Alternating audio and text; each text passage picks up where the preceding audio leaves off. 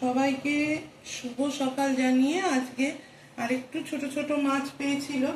আজকে দেখুন ট্যাংরা মাছ, ডিম ভরা পুরো। এই দেখেন কটা ট্যাংরা মাছ পেয়েছে। ট্যাংরা মাছ কটা, এই দু রকম মাছই পেয়েছিল, পার্শে আর ট্যাংরা।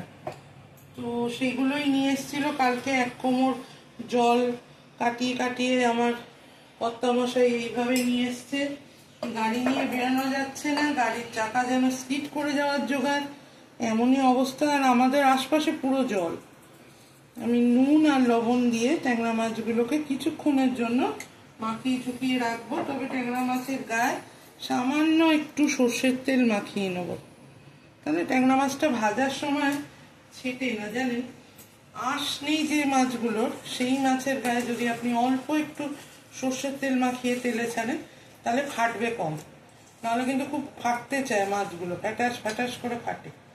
ওই জন্য একদম ভালো মাছ। মাছটা খুব ভালো পেয়ে গেছিল। দু রকম মাছ নিয়ে এসছে, সবজি আর আনতে পারেনি।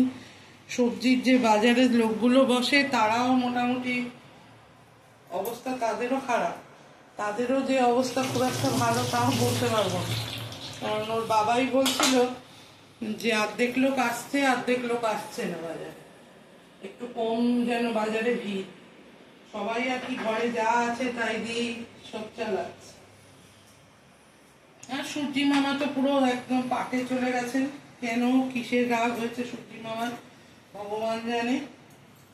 কবে ওনার রাগ ভাঙবে তাও জানি না। তেল প্রায় গরম। ট্যাংরা মাছটা দিয়ে একটু ঝাল মতো করব। আমার মা, শাশুড়ি মায়ের হাতে ট্যাংরা মাছের জানে বড়ি দিয়ে, কাঁচা লঙ্কা দিয়ে, ধনেপাতা দিয়ে পাতলা ট্যাংরা মাছের ঝোল, যে কত অসাধারণ রেসিপি। একদিন আমি আপনাদের করবো, যেদিন ভুজুরি ট্যাংরা, এর থেকেও একটু ছোট ট্যাংরা পাবে না, আমি করে আপনাদের দেখাবো। খাওয়াতে তো হয়তো পারবো না, আপনারা হয়তো টেস্ট করতে পারবেন না, তবে বাড়িতে ট্রাই করবেন। কি যে সুন্দর হয় রেসিপিটা, এত সুন্দর খেতে।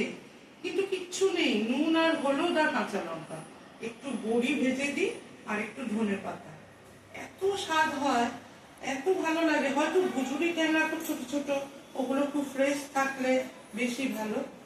বড় ট্যাংরা মাছ দিয়ে আবার ওই ঝোলটা ভালো লাগে। তো যাই হোক, আমার তেল গরম হয়ে গেছে, আমি ট্যাংরা মাছ কটা একটা একটা করে দিয়ে দেবো। দেখেছেন ট্যাংরা মাছ কিরকম থাকে।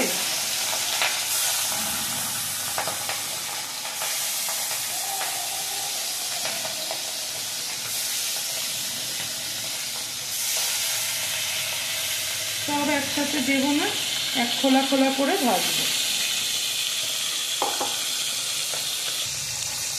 মোটামুটি দু খোলায় মাছগুলো ভেজে নিলাম, নিয়ে চটপট করে মাছগুলো তুলে নিলাম। খুব যে একেবারে কড়া কড়া করে ভাজতে হবে এর কোনো মানে নেই। একদম ফ্রেশ মাছ, তাই খুব একটা কড়া ভাজার প্রয়োজন মনে হয় না নেই। তো যাই হোক, সুন্দর করে ভেজে তুলে নিয়েছি মাছ। তেল যা আছে ওতেই হয়ে যাবে। তেলের মধ্যে দেবো আমি একটু পাঁচ ফোড়ন, অল্প সামান্য একটু পাঁচ ফোড়ন দেবো।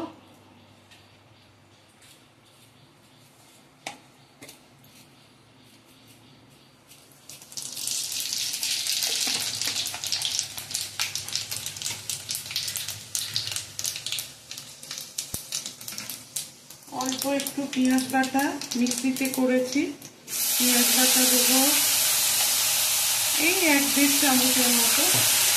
অল্প একটু আদা রসুনের পেস্ট, যেটা আমি করে রাখি, সেটা দেবো 1 চামচ।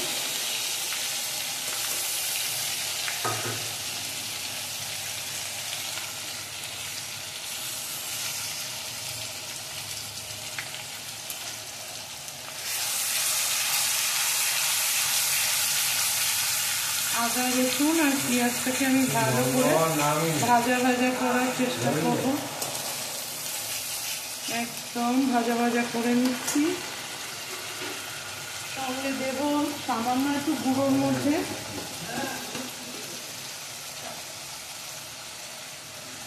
ধনে গুঁড়ো,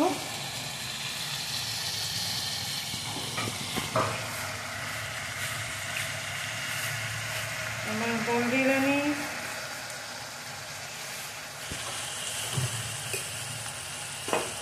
এবং স্বাদ অনুযায়ী লবণ।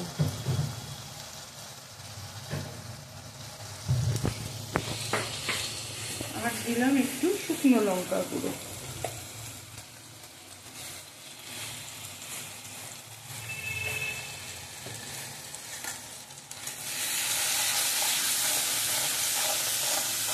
যতক্ষণ না তেল ছেড়ে আসছে ততক্ষণ এটার থেকে একদম কষিয়ে সুন্দর করে কষাবার চেষ্টা করব।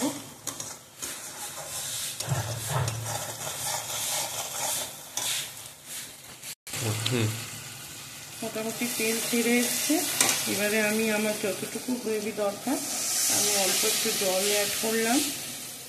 মাছ কম তাই জলও কম, গ্রেভিও কম।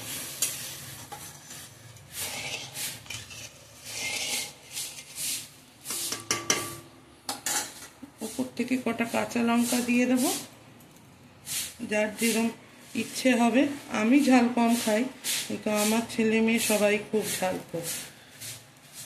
আর প্রেস আউট করলাম, মাছগুলোকে দিয়ে দিলাম।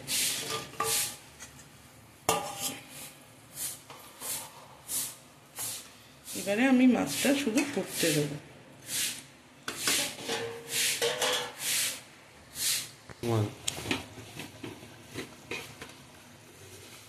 আমি ঝোলটার মধ্যে সামান্য একটু 2-4 দানা চিনি দিলাম।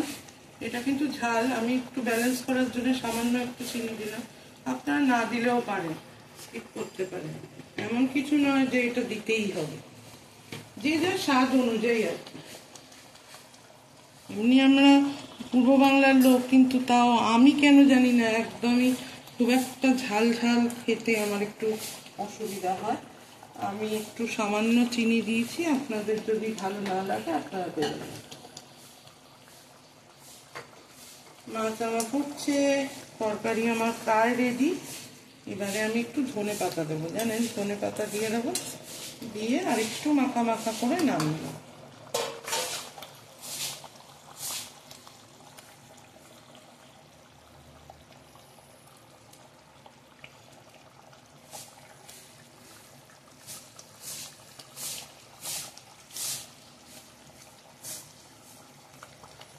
বুঝতে রেসিপিটার মানে ওই সর্ষে দিয়ে আমার ভালো করে সুন্দর করে করা পার্শে মাছ আর ট্যাংরা মাছের ঝাল, এই দুটোই করলাম।